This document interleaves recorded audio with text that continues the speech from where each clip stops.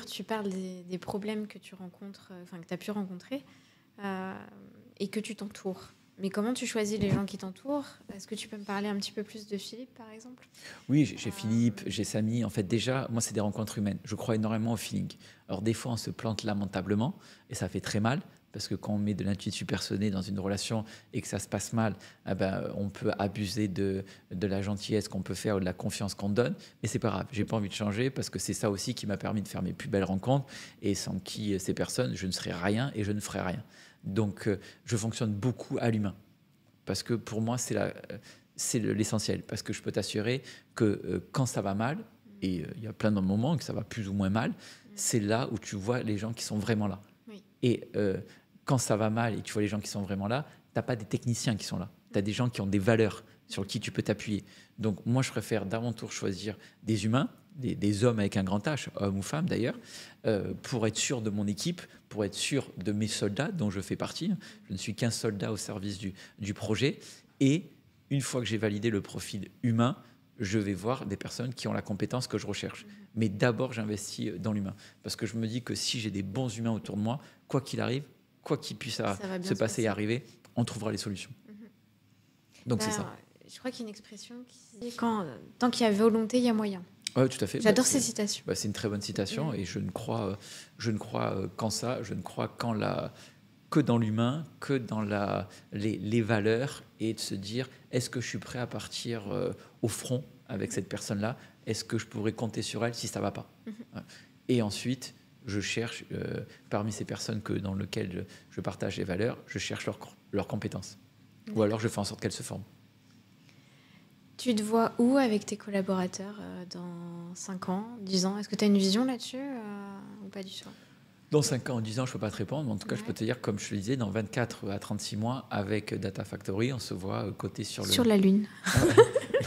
On se voit coté sur le Nasdaq avec le potentiel de cette boîte qui pèse plus d'1 milliard. Et quand on le dit comme ça veut tout rien dire. Et c'est pour ça que c'est important de le décomposer, de l'expliquer. Et tu te vois faire quoi après?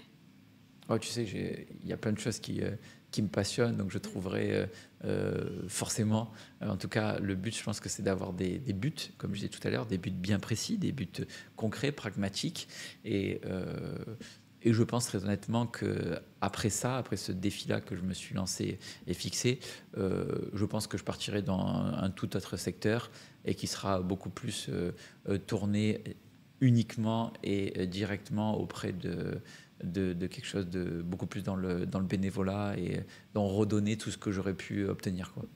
C'est ça qui me motive, parce qu'après, l'argent en tant qu'argent, on n'a absolument pas besoin de tout cet argent-là. Donc, autant je suis contre les modèles confiscatoires au niveau des impôts en France, parce que j'estime qu'ils font n'importe quoi, c'est que mon avis, mais n'importe quoi des impôts qu'on donne. Je crois qu'on est beaucoup à partager cette impression. Voilà, en tout cas, je ne suis pas de politique, mais en tout cas, je pense qu'à un moment donné, quand tu as atteint un certain niveau de création de valeur et d'argent, tu n'en as pas besoin forcément plus. En tout cas, personnellement, ça ne m'intéresse pas d'en avoir forcément plus. Je ne suis pas passionné par les voitures. Je t'ai jamais vu bling-bling. Non, ça ne m'intéresse pas. Enfin, je pense que la richesse est ailleurs. Donc, il faut avoir... je suis là pour gagner de l'argent, je le revendique, je suis là pour créer de la valeur. Et c'est pour ça que mes actionnaires et mes partenaires me font confiance. C'est pour ça que je suis mandaté, leur créer de la valeur. Mais je pense que c'est loin de faire tout. Et dans tous les cas, même dans le cadre de ce projet-là, on a des mécanismes de redistribution d'une manière concrète et pragmatique qu'on ne met pas en avant parce que c'est pas fait pour ça. Le but, on ne le fait pas pour le mettre en avant, on le fait parce qu'on y croit. Et après, je pense que je me dirigerai beaucoup plus vers quasiment que cela, mais toujours dans une dimension, il faut que ça ait un sens économique. Okay. Voilà, ça me semble important. Et qu'est-ce que tu dirais au petit Richard qui est petit et qui va grandir petit à petit pour lui faire gagner du temps ou pour le rassurer? Alors, le petit Richard qui est petit, tu sais, c'est le même que celui qui est là et qui est plus grand. Oui, c'est vrai. C'est celui qui voulait absolument, depuis ses plus jeunes anniversaires, en cadeau à ses anniversaires et à ses Noëls, la Tour Eiffel. Malheureusement, je n'ai toujours pas pu l'acheter. Oui. Et j'ai compris que ça, peut-être, je pense que ça va être compliqué, que je ne l'aurai jamais. C'est celui qui jouait au Monopoly et qui adorait ça. Et je continue à la banqueroute ou à risque. Et en fait, quelque part, c'est la même chose. Oui. Donc, ce que je lui dirais, c'est plutôt quelque part, qu'est-ce que j'aimerais qu'on me dise pour gagner du temps. Oui. Et c'est ce que je disais plutôt Ou de tout à la l'heure. confiance ou du bien-être, en fait. Oui, c'est surtout, je dirais, tu si vois. d'abord, il faut faire quelque chose dans lequel tu prends du plaisir. Parce que quand tu fais des choses avec passion, en fait, tu ne travailles pas. Moi, je ne travaille pas. On me dit souvent, mais qu'est-ce que tu fais comme métier? Je ne travaille pas. Je suis passionné. Je fais des choses qui me passionnent. Donc, tu trouves où toute ton énergie, d'ailleurs? c'est la passion. C'est un démultiplicateur de valeur. Si je te dis, va faire quelque chose qui est fastidieux, laborieux, et pour moi, on peut trouver la passion dans tout, d'ailleurs. Il y a pas, tout peut être passion. C'est à partir où on aime ce qu'on fait et qu'on y donne du sens et de la valeur, tout est passion. Donc d'abord faire quelque chose, c'est des phrases bateaux, mais elles sont vraiment vraies en fait quand on les voit dans le quotidien.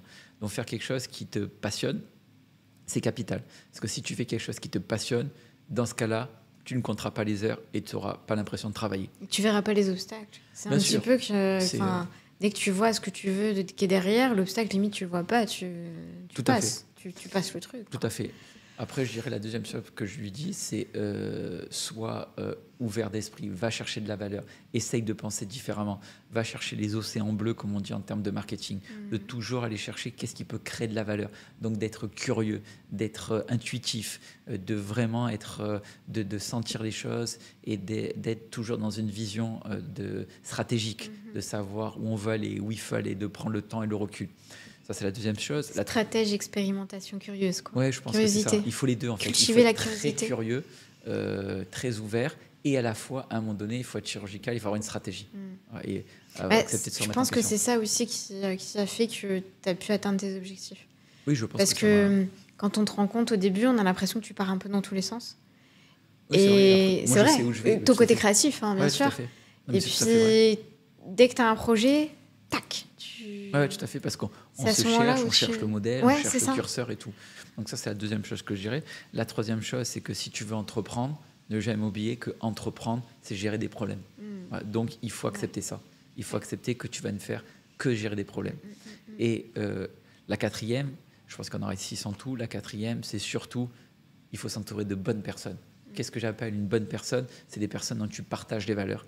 Une personne que tu sais que quand ça va taper, quand ça va être dur, parce que ça le sera, elle ne va pas se désolidariser. Exactement, elle sera là à tes côtés. Et ensuite, les deux dernières, c'est comme je disais tout à l'heure, c'est quelle est cette phrase-là? Quel est l'intérêt du projet? Parce que ça permet de vraiment solutionner, selon moi, tous les problèmes. Et enfin, la sixième et dernière chose, c'est pourquoi tu le fais. Ne jamais oublier le pourquoi et d'avoir un but de le faire. Parce que travailler comme un taré passionné, c'est très bien. Même si tu es à ton compte. Mais ça peut, ça a le risque de passer complètement à côté de beaucoup de choses de la vie, comme sa vie personnelle, sa vie familiale, ses enfants et tout. Donc, de trouver le bon compromis et de savoir pourquoi tu le fais et pas de dire « je veux réussir ». Donc, ça veut rien dire. Ça veut rien dire, bien sûr. C'est pourquoi tu le fais, comment tu vas le faire et quel est le but. Voilà. Donc je pense que c'est ça. L'intérêt du projet. Je pense qu'on peut. Tout à fait. Tout à fait. Je pense que c'est ça que je dirais. Et ça serait intéressant d'ailleurs. C'est un truc que j'aimerais développer. J'aimerais développer je ne sais pas si j'aurai le temps et si je le ferai, mais très honnêtement, de développer des podcasts sur l'entrepreneur. Vraiment de mettre en place une méthodologie qui n'aura pas la prétention de dire qu'elle est infaillible ou autre, mais qui permettrait de faire gagner du temps. C'est comment réussir un projet. Voilà, avec le retour et l'expérience que j'en ai, parce que je pense qu'on peut faire gagner beaucoup de temps en ayant le bon mindset et d'avoir les bonnes façons de procéder. En tout cas, il n'y a pas de science exacte, mais celle qui aujourd'hui m'a permis d'arriver où j'en suis et d'avoir réussi ce que j'ai fait. Et tu vas le faire quand ? Ça, je ne sais pas, j'aimerais vraiment le faire parce que j'estime que ça serait une façon de transmettre. De transmettre. C'est extrêmement important pour moi de transmettre. Et si je peux faire gagner du temps à des gens qui sont motivés, sans prétention, en disant je détiens la vérité, c'est ça et c'est pas autrement, je supporte pas ça, mais juste vous dire voilà mon expérience, voilà ce qui pour moi a marché et ce qui pour vous peut marcher. En tout cas, limite faire un débat avec toi, bien sûr. Voilà, essayez-le en tout cas. Voilà, essayez-le. Peut-être que vous allez être réceptif et peut-être que vous ne le serez pas du tout. Mais en tout cas, ça vous permettra d'avoir un angle de réflexion qui peut être intéressant. Des clés de lecture, c'est surtout ça. Parce que si tu regardes la vie de deux personnes, comme tu dis, il y a le timing, c'est pas parce qu'elle va faire la même chose que le voisin, que ça va fonctionner. Exactement. Je donne souvent l'exemple des infopreneurs qui réussissent quelque chose et qui après font une formation de comment réussir. Et là, il n'y a plus le timing en fait pour les gens qui vont le faire après derrière. Oui, et surtout, si je peux me permettre, c'est que pas tous, bien sûr, mais beaucoup d'infopreneurs, en fait, réussissent un petit truc, font des formations et vivent plus de la formation que du business en tant que tel. Ce qui est très dommage. Je critique pas, mais en tout cas, à un moment donné, c'est que ça déconnecte de la réalité et ça ne peut que s'essouffler. Donc, on est sur un business, comme je disais tout à l'heure, c'est déceptif. D'opportunité. Ça veut dire qu'on va chercher une opportunité et on va essayer de faire un coup. Moi, ça ne m'intéresse pas de faire des coups. Moi, ce que je veux, c'est créer de la valeur, créer un projet, créer une histoire. Donc, ce qui serait peut-être intéressant dans ton podcast, c'est qu'au fur et à mesure des problématiques que tu rencontres, que tu le fasses presque en direct, le podcast. Oui, bien sûr. Tu vois, c'est vrai. C'est-à-dire le soir même, tu réfléchis au truc, tu penses la chose, tu réfléchis presque à voix haute. Et puis finalement, le lendemain, tu as trouvé la solution. C'est un super deal parce que quelque part, toi qui n'as pas spécialement envie de te mettre en avant, ni ton ego, c'est l'intérêt du projet. C'est ça, c'est et l'intérêt du projet au service de l'intérêt des projets des autres. Tout à fait. Non, moi, je suis vraiment au service. Et je trouve que ça incarne vraiment ce que tu veux faire. Et ce serait génial. Ce serait marrant. Ce serait marrant. Et en plus, la finalité, elle est forte, elle est lourde, tu vois. Donc, surtout, comme tu dis, si jamais vous n'êtes pas d'accord, filmer une discussion où vous n'êtes pas d'accord, vous avez deux points de vue totalement différents sur un sujet, vous avez tous les deux raison. Ça sera enrichissant. C'est passionnant. Enfin, tout à fait. Tu vois, tout à fait. Ça peut être... Et puis même, c'est de l'éducation, c'est de la culture. Oui, tout à fait. C'est pour ça, même comment s'est fait la levée de fonds, pourquoi avoir levé de l'equity, pourquoi lever de la dette, quand lever de l'equity et quand lever de la dette, à quel moment lever des fonds, comment les lever. Enfin, on pourrait tout reprendre depuis c'est passionnant. Le départ. Parce que, tu vois, tu as des Français... Je ne sais pas si on n'a pas dépassé. C'est possible.